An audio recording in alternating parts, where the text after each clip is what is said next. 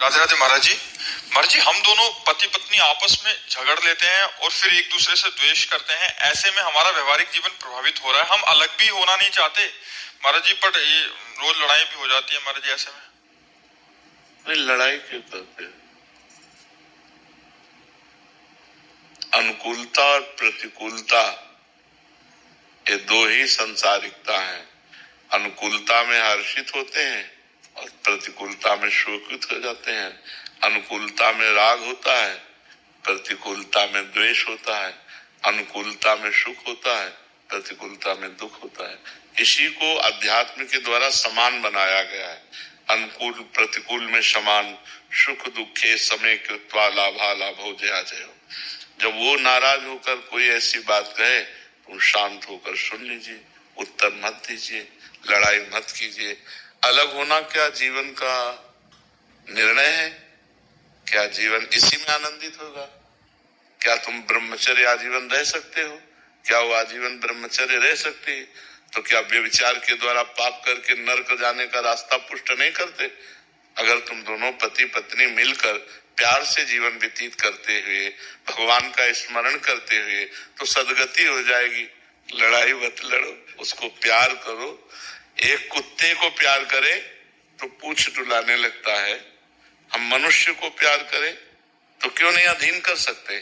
प्यार में पशु को अधीन किया जा सकता है। तो हमें लगता है कि हम अपनी पत्नी को प्यार करें, पत्नी को चाहे अपने पति से प्यार करे। ये इधर उधर जो गंदी बातें हैं ये सब छोड़ दे। दंड भोगना जब पड़ता है तब फिर होश उड़ जाते हैं। अभी तो यहाँ कहाँ नरक है, कहाँ स्वर्ग है, ऐसे बोलते हैं, कहाँ नरक स्वर्ग है, यही देख लो नरक स्वर्ग है। देखो, सारा खेल कर्मों का है।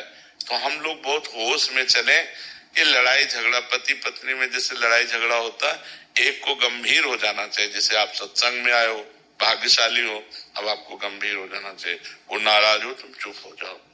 ज्यादा नाराजगी की बात कह रही, घर से बाहर निकल जाओ, आधा घंटा बाहर बैठो चुपचाप, फिर चले आओ। लड़ाई झगड़ा करना उत्तम बात नहीं। यही देखो, अभी बात आई संबंध विच्छेद की, और यही बात हिंसा में आ जाती है। जब ज्यादा उतर जाती है तो फिर हिंसा में आ जाती है।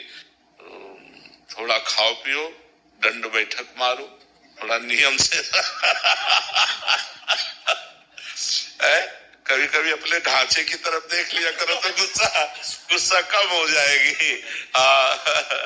शरीर में पुष्टता, और खाओ पियो, ठीक से रहो, भजन करो। और बच्चा, तुम भी लड़ा मत करो। क्या अपने पति को भगवान मानकर आराधना नहीं कर सकती? तो अब रोज पति से लड़ोगी तो ये कोई आराधना रही क्या? कभी कोई बात है तो बैठ करके मानते हैं। गृहस्थी में ऐसी बातें होती हैं जिनमें एक दूसरे की मन मुटाव प्रतिकूलता बनती है, लेकिन वो ज्यादा नहीं, 10-5 मिनट। इसके बाद तुरंत उसको, बुद्धिमान आदमी वही है जो अपने समस्या का समाधान कर पावे। और समस्या बढ़ती चली जाए, समाधान न हो, तो फिर गृहस्थी ठीक नहीं। ये गंदी बात है। लड़ाई झगड़ा अच्छी बात नहीं है। इसी से बड़ा दुर्व्यवहार होता है, बड़ी हानि होती है। कई बार न चाहते हुए बड़े अपराध बन जाते हैं। इसलिए बहुत शांति।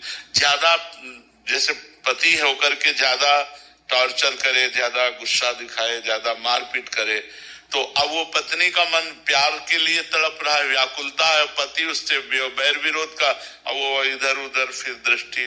जैन का सिहानिया जी। राधे राधे महाराज जी। महाराज जी, मैं अपने पति से समय समय पर 12 ज्योतिर्लिंग इत्यादि तीर्थों के दर्शन कराने के लिए बोलती हूँ, पर उनकी रुचि वृंदावन धाम में है। हम हर बार तीर्थयाटन में श्री धाम वृंदावन आ जाते हैं। तो क्या मेरी सब जगह दर्शन की आकांक्षा सही है या एक धाम से पूरी हो गई?